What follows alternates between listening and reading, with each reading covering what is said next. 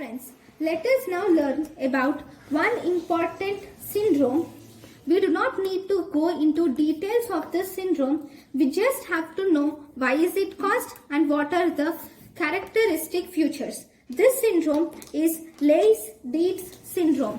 This Leiith Dietz syndrome occurs due to the mutation of transforming growth factor beta receptors 1 and 2.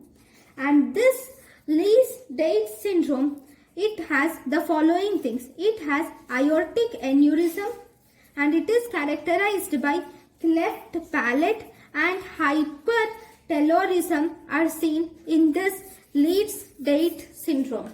Thank you guys for watching my lecture. Thank you.